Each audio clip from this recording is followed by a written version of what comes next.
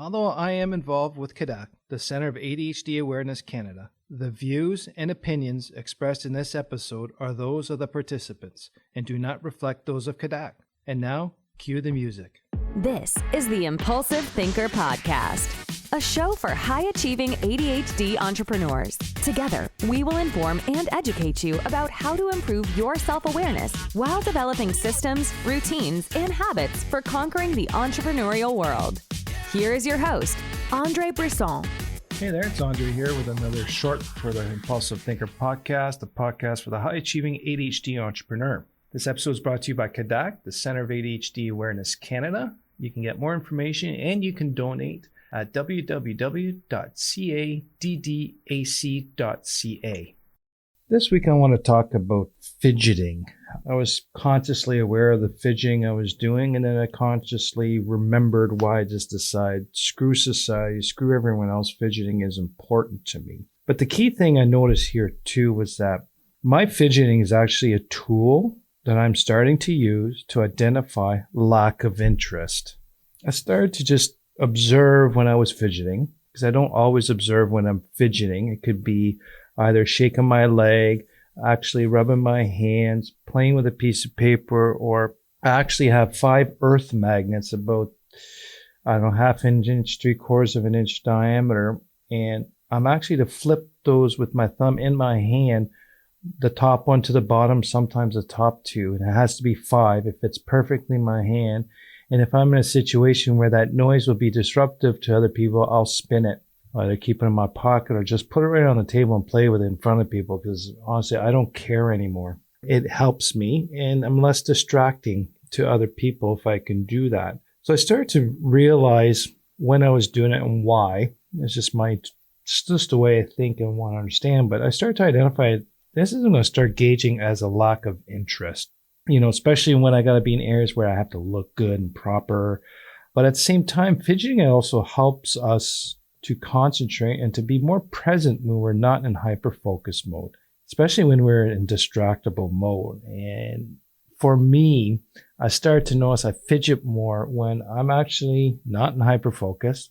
I might be interested, but I'm not in hyper-focus mode, so my brain is not 100% engaged. So I'm actually in a position where I can be distracted easily, so I go to my fidgeting. That fidgeting kind of, like my therapist told me in the first stages of my diagnosis, that, the fidgeting, if it can tie up 20% of your brain activity, then it allows the remaining 80% to function and focus on one thing. And I'll explain that a little bit later, but that rule does work.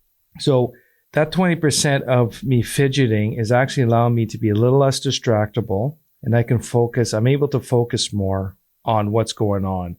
And now that I see it as a lack of interest and I have no interest, then I try to get an early exit, or I try to see how I can change it so I could be interesting. So if I'm just doing work here and I say, now I need to fidget, I need to get my earth magnets. Then why am I needing it?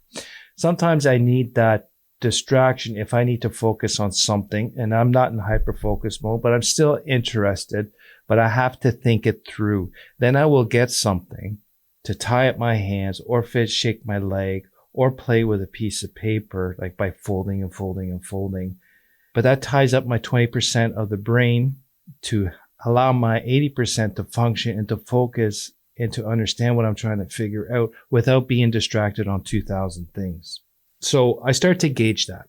Now, the other thing I also notice with my fidgeting is when I have to deal with anxiety. Fidgeting can also be used for anxiety control, like for preparing for difficult situations and conversations, even waiting for the difficult situation or conversation to occur, or when avoiding difficult situations and conversations.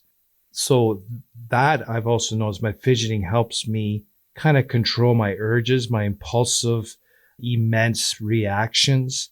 Also, with the anxiety side, it actually helps temper down my either fight or flight response.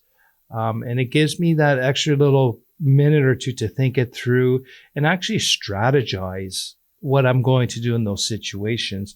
So I'm prepared when I get into the situation. I don't have any more blind sides or surprises to have an immediate reaction that affects, the ADHD Sometimes we overreact because of that intense emotion and the immense need to deal with it and react immediately. But we only need a few seconds to say, hey, my brain calms down. So, by the way, it's not that big of a deal.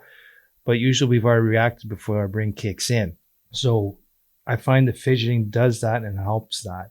But also, I also found and discovered that when I get excited, really excited, and I kind of got to tone it down a bit, then I start to fidget too. So it's also a way to keep me from bouncing off the walls, to start talking, running my mouth, not running my mouth in a bad way, but just talking 100 miles a minute. That's a good way to also keep our excitement down and control. For the hyperactive person like me, I'm also finding that fidgeting helps me sit for long periods of time, even in an environment I thrive, like learning, helping others. And what that does, I found, is it helps me concentrate and kind of get rid of that physical activity that I need, but it helps me sit longer. I'm not saying it helps me completely. I still got to get up and move around, but it helps me last a little longer. So instead of 15, 20 minutes, I got to move around, I can actually get up to an hour. And usually by that time, I'm finding most people are getting smart now with events that we're having breaks every hour instead of running an hour and a half, 2 hours. And between me and you, no longer do I care what people think. If I need to get up and move around, I make an effort that I'm not distracting or interrupting anything.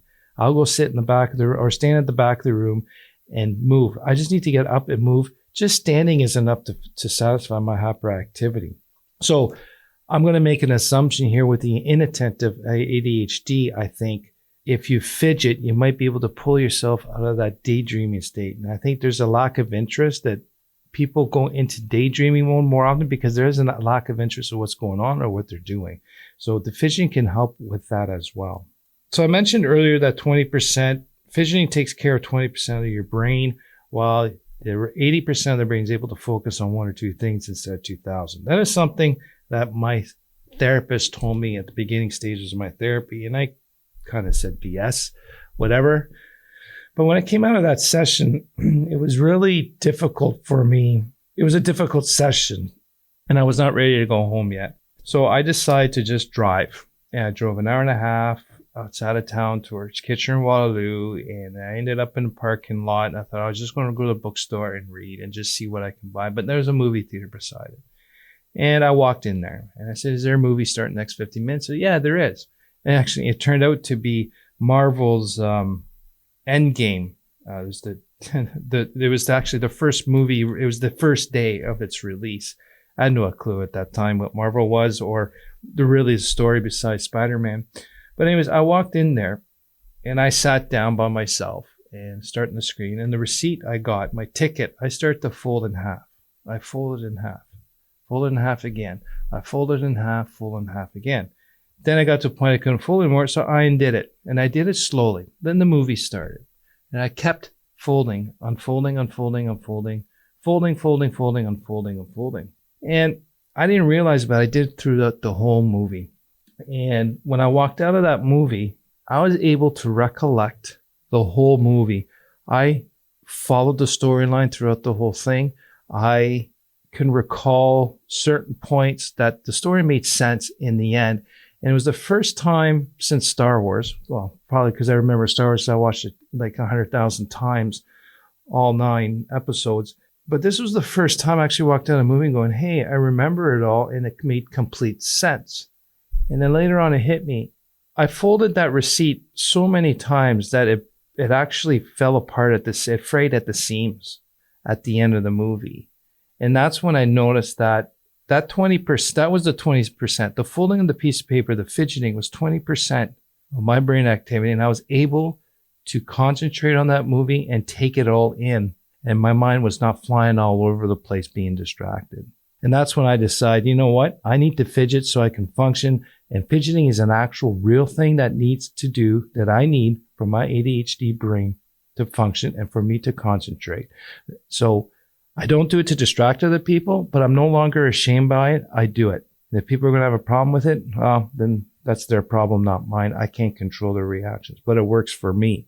But at the same time, fidgeting is also, I'm using as a tool to identify lack of interest, to identify anxiety, situations coming up, and also a way of excitement. So I'd like to hear more from you about this. And what do you do to fidget?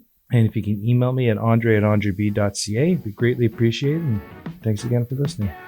Thank you for listening to the Impulsive Thinker podcast. If you have a question, comment, or suggestion for the show, please visit theimpulsivethinker.com. The Impulsive Thinker podcast is produced by Tactical Breakthroughs and hosted by André Brisson. Remember, ADHD is only a part of you, not all of you.